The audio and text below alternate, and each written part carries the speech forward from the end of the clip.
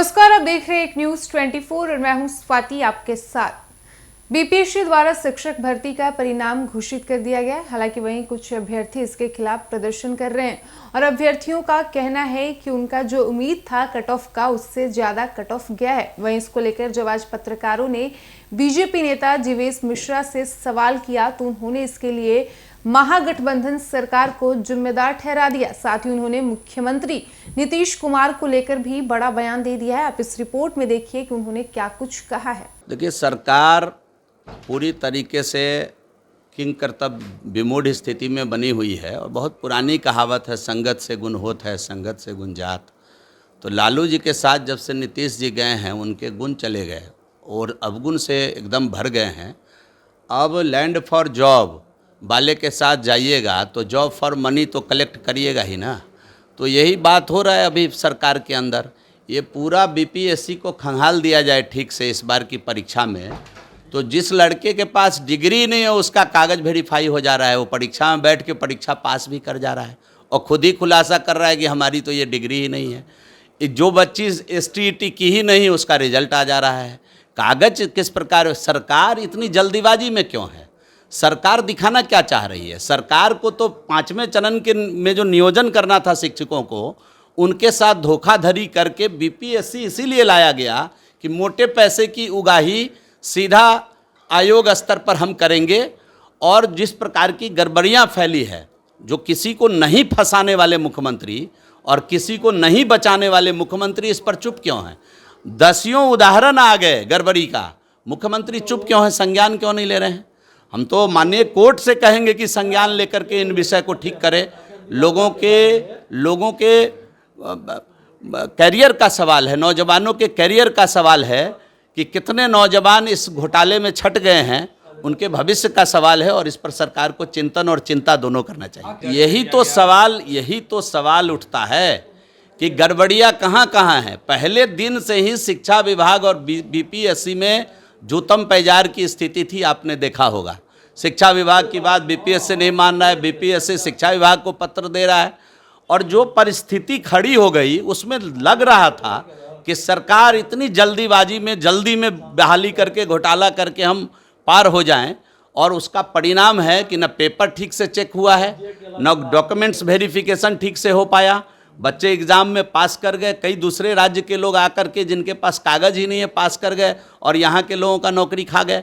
तो इस सब का एक बृहत जांच होनी चाहिए और कहीं ना कहीं हम तो सीबीआई से इसकी जांच की मांग करते हैं। बड़ा घोटाला हुआ है, इसको ठीक करने की आवश्यकता। अरे यही तो घोटाला है ना, इसी की जांच की बात कर रहे हैं ना कि आखिर क्यों इतना बड़ा घोटाला हो गया, क्यों गड़बड़ी हो गई। सरकार के सामने दसियों प्रमाण ऐसे निकल करके आए हैं कि जिसके पास STET की डिग्री नहीं है परीक्षा पास कर गया, किसी को बीटेक की डिग्री नहीं है परीक्षा पास कर गया।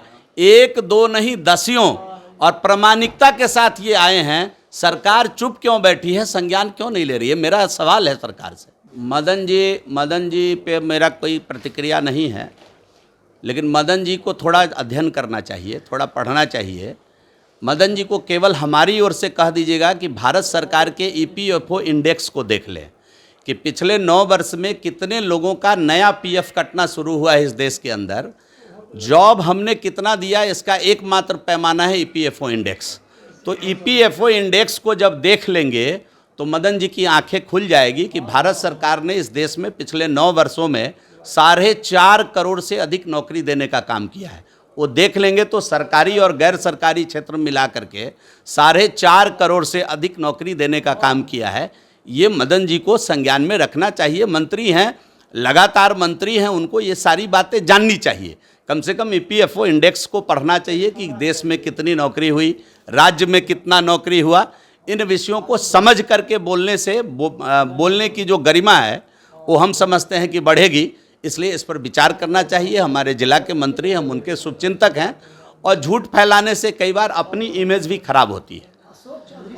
और जहां तक बिहार का सवाल है, बिहार में भी बड़े पैमाने पर NDA के समय में नियोजन हुआ, शिक्षकों की बहाली हुई थी बड़े पैमाने पर। तो आपने सुना बीजेपी नेता जीवेश मिश्रा को, जिनसे जब पत्रकारों ने यह सवाल किया कि बीपीएससी द्वारा शिक्षक भर्ती का परिणाम घोषित कर दिया गया, हालांकि वहीं कुछ अभ्यर्थी इससे असंतुष्ट हैं और उनका कहना है कि उनका जो उम्मीद था कट ऑफ को लेकर उससे कहीं ज्यादा कट ऑफ गया है। इसको लेकर जीवेश मिश्रा ने महागठबंधन सरकार को निशाने पर लेते हुए कहा कि जब से नीतीश कुमार लालू प्रसाद यादव के साथ गए हैं तब से उनके अंदर जो भी गुण था वो खत्म हो चुका है और अब नीतीश कुमार के अंदर सिर्फ अवगुण भरा हुआ है।